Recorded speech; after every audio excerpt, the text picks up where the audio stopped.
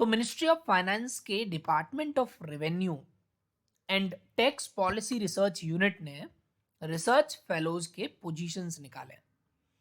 ये जो research fellows के पोजीशंस हैं वो 4 स्ट्रीम में हैं। ठीक, तो सबसे पहले हम लोग ये समझ लेते हैं कि इस फेलोशिप में ये जो रिसर्च फेलो है उसमें आपका एलिजिबिलिटी क्राइटेरिया है कि नहीं। तो 70,000 पर मंथ का रिम्यूनरेशन है, जिसमें सारा कुछ इंक्लूसिव है, और 4 स्ट्रीम से ये लोग फेलोज को इनवाइट कर रहे हैं। पहला स्ट्रीम क्या है? इकोनॉमिक्स, फाइनेंस और economics business. Economics business, economics finance, computer science, information and technology, law और अकाउंटेंसी। ठीक है, एलिजिबिलिटी क्राइटेरिया भी समझ लेते हैं ताकि आपको ये समझ में आ जाए कि ये वीडियो आपको देखना है कि नहीं देखना है। अगर आप एलिजिबल हो इस अपॉर्चुनिटी में तो आप ये वीडियो देखें, नहीं तो दूसरे अपॉर्चुनिटीज के लिए आप फाइंड आउट कर सकते हैं। तो इकोनॉमिक्स और बिजनेस में आपका मास्टर्स डिग्री होना चाहिए, इकोनॉमिक्स में, कॉमर्स में, business economics, finance, business administration, 1 से 5 साल का, मिनिमम 1 ईयर, मैक्सिमम 5 ईयर का आपका रिसर्च और रिपोर्ट राइटिंग का अगर एक्सपीरियंस है तो आप इसमें अप्लाई कर सकते हो। अगर आपका statics tool like ईव्यूज, strata, SPCC अगर ये एक्सपीरियंस है तो भी ठीक रहेगा। कंप्यूटर साइंस और इंफॉर्मेशन टेक्नोलॉजी में अगर आपने बीटेक किया है कंप्यूटर साइंस से, आईटी से, इलेक्ट्रॉनिक्स से, टेलीकम्युनिकेशन से और रिलेटेड स्ट्रीम से, और 1 से 5 साल का एक्सपीरियंस अगर आपका है तो आप इसमें अप्लाई कर सकते हो। लॉ के लिए अगर आपका बैचलर डिग्री है लॉ में और 1 से 5 साल का आपका रिसर्च और रिपोर्ट राइटिंग का एक्सपीरियंस है, और लीगल एक्सपीरियंस है, या तो रिसर्च और रिपोर्ट राइटिंग या फिर लीगल एक्सपीरियंस, तो आप इसमें अप्लाई कर सकते हो। डायरेक्ट और इनडायरेक्ट टैक्स का थोड़ा सा आपको अंडरस्टैंडिंग होना चाहिए। एक्सपीरियंस आपको होना चाहिए पॉलिसी रिलेटेड वर्क का, टैक्सेशन और पब्लिक फाइनेंस में। अकाउंटेंसी की अगर बात करें तो क्वालिफाइड चार्टर्ड अकाउंटेंट या चार्टर्ड फाइनेंशियल एनालिस्ट, या आपका एमसीए होना चाहिए, मास्टर्स इन डिग्री कॉमर्स में, या एमबीए होना चाहिए बिजनेस एडमिनिस्ट्रेशन में मास्टर्स, या कॉस्ट एंड वर्क अकाउंटेंसी में मास्टर, या फिर आप सीएस हो तो आप अप्लाई कर सकते हो। 1 से 5 साल का अगेन आपको एक्सपीरियंस हो। अगर आप सीए हैं तो एज ए सीए, एमसीए आपने अगर किया है तो रिलेवेंट प्रोफेशनल फील्ड में। डायरेक्ट इनडायरेक्ट टैक्स का आपको अंडरस्टैंडिंग होना चाहिए। एज लिमिट जो है इसका वो 35 ईयर्स का है। 1 जनवरी को काउंट किया जाएगा। रिमनरेशन इसका जो है वो 70,000 पर मंथ का है। तो अगर आप इन चारों एरिया से आते हैं और आपका एलिजिबिलिटी क्राइटेरिया फुलफिल होता है तो आप इस वीडियो में बने रह सकते हैं। हम लोग डिटेल में इसको देखेंगे और इस पर डिस्कस करेंगे कैसे अप्लाई करना है, क्या क्या डिटेल्स हैं। अगर आप इसमें एलिजिबल नहीं बैठते हो तो आप इस वीडियो को छोड़िए, स्टेप एट चैनल पर जाइए और दूसरे अलग अलग वीडियोस हैं जो शायद आपके काम के होंगे। सीएमजीजे की तरह पंजाब का पंजाब गुड गवर्नेंस फेलोशिप भी आ गया है, यंग प्रोफेशनल का ये अपॉर्चुनिटी अवेलेबल है, और दूसरे अपॉर्चुनिटीज फेलोशिप और गवर्नमेंट के ऐसे अपॉर्चुनिटीज यंग प्रोफेशनल्स के लिए जो कि जनरली पब्लिक प्लेटफॉर्म पे नहीं आते हैं, किसी भी जॉब प्लेटफॉर्म पे नहीं आते हैं, उन पर हम फोकस करते हैं। और नॉट ओनली इंफॉर्मेशन, आपको इंफॉर्मेशन के साथ साथ अगर प्रिपरेशन की तैयारी में कुछ मदद चाहिए होती है तो आप इस व्हाट्सएप नंबर से कनेक्ट करके हमारे साथ जुड़ सकते हैं। जैसे आपको असाइनमेंट करना है, मॉक इंटरव्यू, मतलब इंटरव्यू के लिए आपको पहले तैयारी करनी है, उसका कोई भी किसी भी सर्विस का कोई चार्ज नहीं है, आप हमारी टीम के साथ कनेक्ट कर सकते हो। चलिए, जिन लोगों के लिए रिलेवेंट वीडियो उनके लिए वापस लौटते हैं। तो research fellow tax policy research unit, जैसा मैंने बोला था, department of revenue, ministry of finance ने ये निकाला है, और इनको आप रिसर्च फेलो चाहिए for attending research work in a time bound manner. ठीक है, only person with requisite qualification जो यहाँ पे दिया हुआ है। अब इन्होंने एक कंडीशन दिया हुआ है, जनरल कंडीशन, कि रिसर्च फेलो एक fix period of providing high quality research assistant to this office, एक फिक्स पीरियड के लिए होंगे, फुल टाइम बेसिस। ठीक है, वुड नॉट बी परमिटेड, कोई अदर दूसरा असाइनमेंट आप नहीं ले सकते हो। अपॉइंटमेंट जो होगा रिसर्च फेलो का वो टेम्परेरी होगा, नॉन ऑफिशियल। और इन्होंने फिक्स जो पीरियड है वो अभी इन्होंने यहाँ पे डिस्क्लोज नहीं किया है, हो सकता है आगे इसमें डिस्क्लोज किया हो।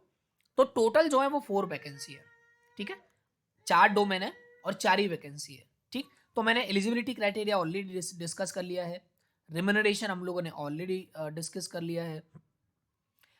इनहेंसमेंट जो होगा आपका ईयर के बाद, अगर आपने रूटीन वर्क किया है तो कोई इनहेंसमेंट नहीं, फिर 5%, अगर आपने अच्छा खासा काम किया है, अगर आपने बहुत एक्सीलेंट काम किया तो 10%।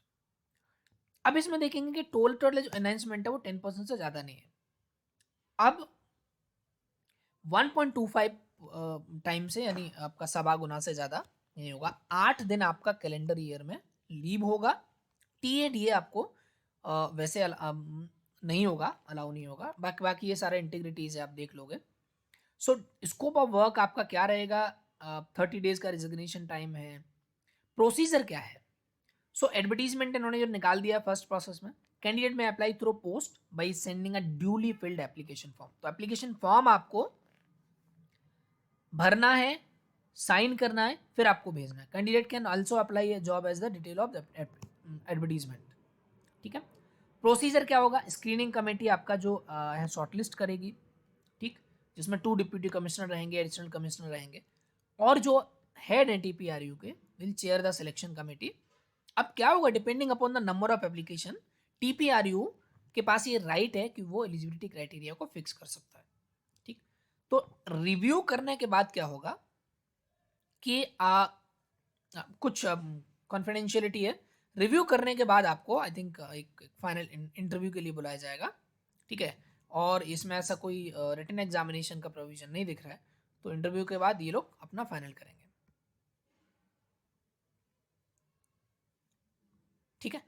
सो और स्क्रीनिंग मोड भी है, अलग लेवल से डिसाइड कर सकते हैं, टर्मिनेशन एग्रीमेंट, ये सारी चीजें यहाँ पे। अब इन्होंने ये दिया हुआ है, हार्ड कॉपी और फिजिकल कॉपी जो आपको भेजना है वो जॉइंट सेक्रेटरी टीपीआरयू को देना है। ठीक है, office of TPRU at 5th floor, ये पूरा इन्होंने एड्रेस दिया हुआ कनॉट प्लेस पे। 21 days of this publishing of this advertisement. ठीक है, तो एडवर्टीजमेंट का जो पब्लिशिंग है वो उसका डेट मतलब थोड़ा पहले गया है, मैं आपको अभी ऊपर भी दिखा दूंगा। तो आई थिंक 21 डेज का मतलब है कि आप 15 दिसंबर मान के चलो, 15 दिसंबर से पहले पहले आपको इसको कर लेना है। ठीक है, तो जो इन्होंने ये पब्लिश किया था, मतलब अगर मैं आपको ये बात करूं कि भाई इन्होंने जो एडवर्टीजमेंट है वो अखबार में कब पब्लिश किया है, तो उसका डेट था 26 और 7th, 25 to 7 का आप समझ लीजिए। 27 के न्यूज़पेपर इन्होंने पब्लिश किया है, तो उससे 21 दिन आप मान के चलिए। ठीक, अब एप्लीकेशंस में also be emailed at, but only those applications जिनका हार्ड कॉपी रिसीव होगा उन पर ये विचार करेंगे। आप मेल भी कर सकते हो, और हार्ड कॉपी तो आपको भेजना ही है। एप्लीकेशन फॉर रिसर्च फेलो ऐसा ऐसा आपको टॉप पे लिखना है। ठीक, अब इन्होंने कॉन्टैक्ट नंबर भी दिया है जहां पे आप कनेक्ट कर सकते हो 3 से 5 बजे करके। अब देखते हैं कि एप्लीकेशन फॉर्म और स्कोप, पहले स्कोप ऑफ वर्क क्या रहेगा। रिसर्च फेलो का जो है वो एक्सपेक्टेड टास्क है, जो असाइंड ऑफिसर होगा उसको सुपरविजन में काम करना है। रिसर्च फेलो रिसर्च और रिपोर्ट प्रिपेयर का काम करेंगे। बाकी डिटेल में आप पढ़ सकते हो, उसको बहुत लंबा मैं नहीं पढ़ूंगा, वीडियो बहुत बड़ा हो जाएगा। अब हम लोग क्या करेंगे, रिसर्च पेपर, बाकी सारी चीज़ें यहाँ पे ये लिखा हुआ है। ये आपका जो है वो आपका एनेक्सर इन्होंने जो दिया हुआ है। ठीक है, अब इसको आप क्या करेंगे, यहाँ पे नहीं प्रिंट आउट करके भरोगे, इसको आप एक वर्ड डॉक पे आप एज इट इज उतार लो। ठीक है, for the which post applying research fellow, उसके आगे आप अपना लिख दीजिए इकोनॉमिक्स, बिजनेस, अकाउंटेंसी, लॉ, नाम, डेट ऑफ बर्थ, बाकी सारी चीज़ें आप डिटेल करके यहाँ पे एक रिसेंट फोटोग्राफ करके नेम और सिग्नेचर करके आप भेज सकते हो। हमने जो वो दिया हुआ था एड्रेस है वो ऊपर दिया हुआ है आपको, ये एड्रेस यहाँ से आप लिख सकते हो। 5th floor, tower 1, Jeevan Bharati building, Connaught Place, New Delhi 01, मतलब 11001। ठीक, 21 डेज का। तो ये आप अप्लाई कर सकते हो अगर आप एलिजिबिलिटी क्राइटेरिया फुलफिल करते हो तो। और एप्लीकेशन में आगे अगर आप इंटरव्यू के लिए शॉर्टलिस्ट हो तो उसमें अगर कोई चैलेंज आता है तो आप स्टेप एड के साथ कनेक्ट कर सकते हो इस नंबर के थ्रू, व्हाट्सएप पे भी, वी विल बी हेल्पिंग। और अगर आप इस तरह के और अपॉर्चुनिटीज ढूंढ रहे हो, यंग प्रोफेशनल्स का, रिसर्च फेलोज का, तो आप इस चैनल को सब्सक्राइब कर लीजिए, बेल आइकन दबा लीजिए। ये इसलिए क्योंकि कई बार क्या होता है, आपको वीडियो बहुत देर से मिलता है तो आप अप्लाई समय पे नहीं कर पाते हो। तो बेल आइकन अगर आप दबा रहेगा और आप सब्सक्राइब किए रहेंगे तो आपको टाइमली वीडियोस मिल जाते हैं। कई बार ये शिकायत आता है कि सर हमको तो बाद में पता चला, डेट निकल गया। तो इसका जो लास्ट डेट है, मैं आपको अगेन बता देता हूँ, इसका जो लास्ट डेट है वो आपका 15 दिसंबर आप मान के चलिए for the safer side. Exact 16-17 होता, बट 15 दिसंबर से पहले पहले आप कर दीजिए। तो आज मैं 30 नवंबर को वीडियो बना रहा हूँ, विद इन 1 वीक आप इसको भर के तुरंत इमीडिएटली उनको भेज दीजिए। ठीक। तो ये था आज के फेलोशिप, आज के ये रिसर्च फेलो की पोजीशन के बारे में। अगर इस तरह की और भी अपॉर्चुनिटीज़ आपको देखने हैं, समझने हैं, अप्लाई करना चाहते हैं, इस चैनल को सब्सक्राइब करिए। आपको लगता है कि कोई आपका दोस्त, साथी, जूनियर अलग-अलग फेलोशिप्स और इस तरह की अपॉर्चुनिटीज़ के लिए आप देख रहा है, तो उसको चैनल को रेफ़र कर सकते हैं। किसी भी सपोर्ट का, किसी भी इन्फॉर्मेशन का कोई चार्ज यहाँ पे हम लोग नहीं लेते। Thank you so much, all the best. आप अप्लाई करिए, कोई सपोर्ट की ज़रूरत होगा रीच आउट करिए।